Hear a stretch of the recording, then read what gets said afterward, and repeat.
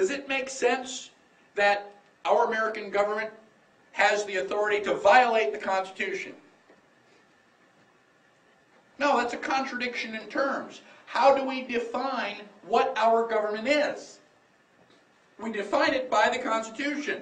Article 1 tells you everything there is to know about Congress. Article 2 tells you everything there is to know about the President and Vice President. Article 3 tells you everything there is to know about the Supreme Court. Articles 1, 2, and 3 create and define the legislative, executive, and judicial branches respectively.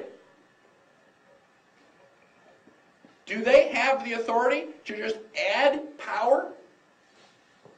Can Supreme Court judges say, well, we're going to do this now? Can the President of the United States say, well, you know, I really haven't been busy enough, and so I'm going to assume the authority to write executive orders and make law for 300 million Americans? Does that sound constitutional to you? It's not. Most of what your government does is unconstitutional. This is your government. It's your Constitution.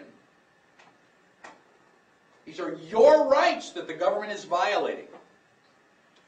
They're putting it in paper. And we, the people, are allowing it to happen.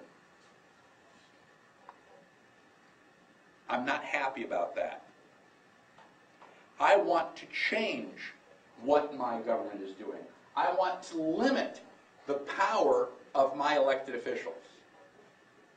Now, the Founding Fathers have already given us the instrument to do that. They've already given us the Constitution. They fought the American Revolution. They sat in Philadelphia during the hot summer of 1787. They drew up the Constitution. Whose job is it to enforce the Constitution? Ours. It's our job. The Constitution is only a piece of paper. The only thing that gives the Constitution any strength, any authority, is we the people. Everybody wants liberty. Everybody wants their individual rights. Where does liberty live? Does liberty live in the Declaration of Independence? Does it live in the Constitution? Where does liberty live? It lives in your heart. It's in here.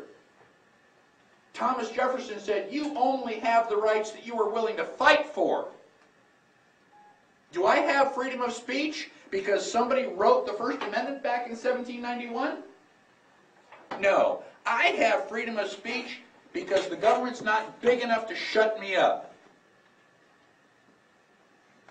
I have freedom of speech because, damn it, these are my rights. Nobody gives me my rights. Nobody tells me what I can or cannot say. Nobody tells me where I can or cannot say it. I am one of we the people. The government works for me. We the people have rights. We give the government privileges. And we can take those privileges away anytime we the people have the courage to do so. I am hoping that liberty lives in your heart. You and I are the ones that have the responsibility of confining government power, of reining in their authority, telling them what they can or cannot do. And just because they've written a piece of paper, just because a bunch of guys in jackets and ties have signed it,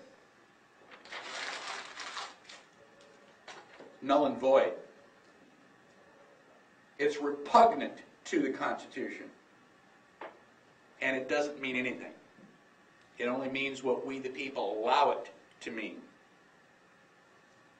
So, basically, We, the people, are the source of all political power. We have the responsibility of deciding where that power flows.